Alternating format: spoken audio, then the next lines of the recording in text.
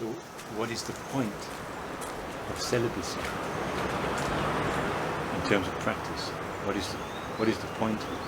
Because many people are celibate when they're not having sexual relations. So why is complete celibacy important for the practice? Right.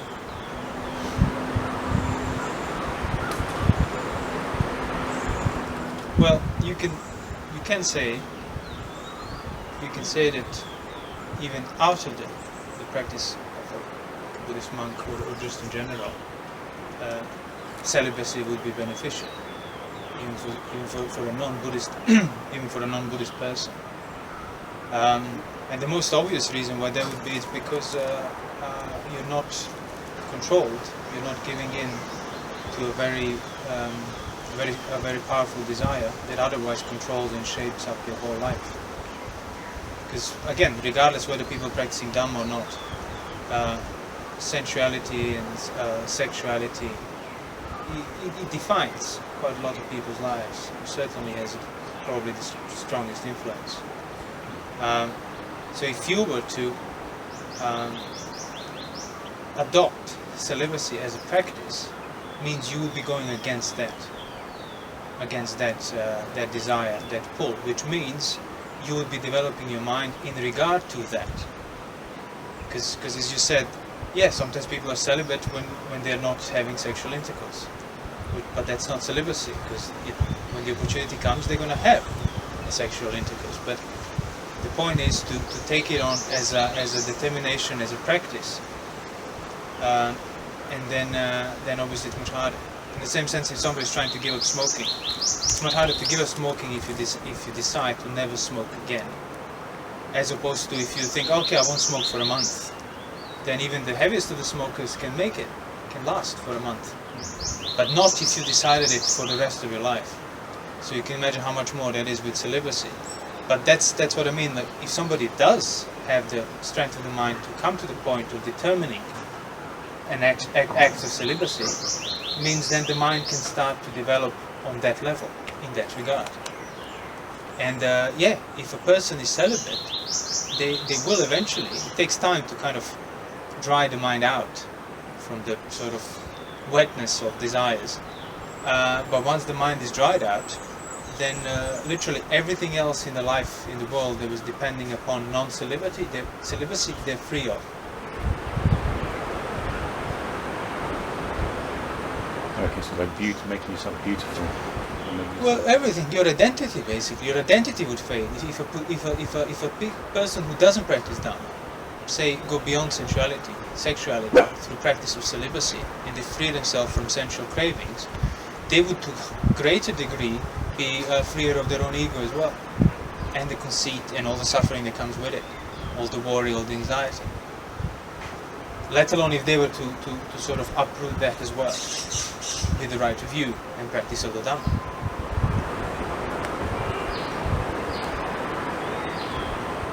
Because the whole life, person's life, an average person's life revolves around following desires and getting what you want, which usually revolves around sexuality, around finding a mate, a family. The whole thing revolves around the very basic desires that are deeply rooted, obviously. So if one is able to go against it in a sense of not just pure denial, but in a sense of actually develop wisdom on account of it, like seeing the nature of desire by not giving in to that desire, you can eventually overcome that desire. And then you can imagine the freedom of that mind. Well, the Buddha compared it to being free, like being in prison, then being let out of the prison. Crossing the desert, not knowing if you're going to make it to the other end, and then you make it to the other end. It's like a huge relief, huge burden. And again, I'm talking even for somebody who is not practicing the Dhamma, just sort of doesn't want to give in to their desires anymore, and then overcomes that. They would have quite a lot of release and relief.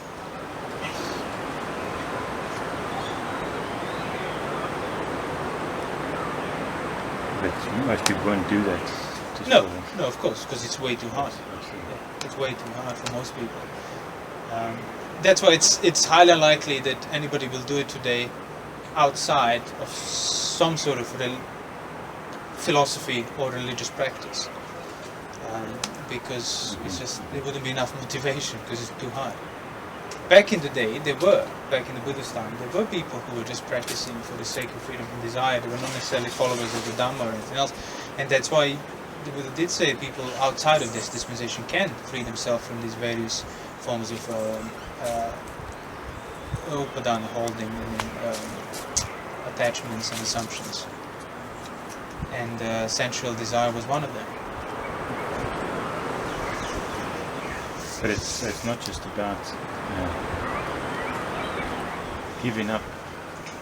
Celibacy in Buddhist teaching is not just about giving up sex. It's not just about giving up masturbation or not seeing women or not seeing men. What I read, it's more about delighting in your own sexuality. That is the true celibacy, not delighting in your own sexual. Well, it has to. Okay, I see what you mean. Yeah, it has to start simply by giving up, simply by saying no. But yeah, that is just the first step that you have to then go beyond if you really want to be free. Otherwise, you have to spend your whole life just saying no. But that's not freedom. That's just resisting it. But yeah, there wouldn't be no freedom if you haven't resisted it first. So by resisting it first, by saying no to these types of actions, in order to overcome it, then yes, you have to overcome that sensuality in regard to yourself. You have to overcome the attitude in regard to your own body. The attitude that it's basically regarding the body as a basis for pleasure. And then you see a direct kind of relationship with the pleasure of your senses. And this pertains to any type of pleasure, not necessarily only sexual or something like that. Any type of pleasure that you're gaining through the senses, you can overcome by overcoming basically the attitude of regarding your body as a basis for that pleasure. By appropriating the body, you appropriate that which body is attracted to. By not appropriating the body anymore, you free yourself from the counterparts of your sense bases. So then you're not just resisting anymore. Then you go beyond, exactly. Then there is no need for resistance because there is no more pull. Yeah. But for as long as you're appropriating your senses, your body, you will be pulled. Which means you might spend the whole life living a celibate life, which is good. It's still better, but it's not leading to wisdom and it's not leading to freedom from sensuality.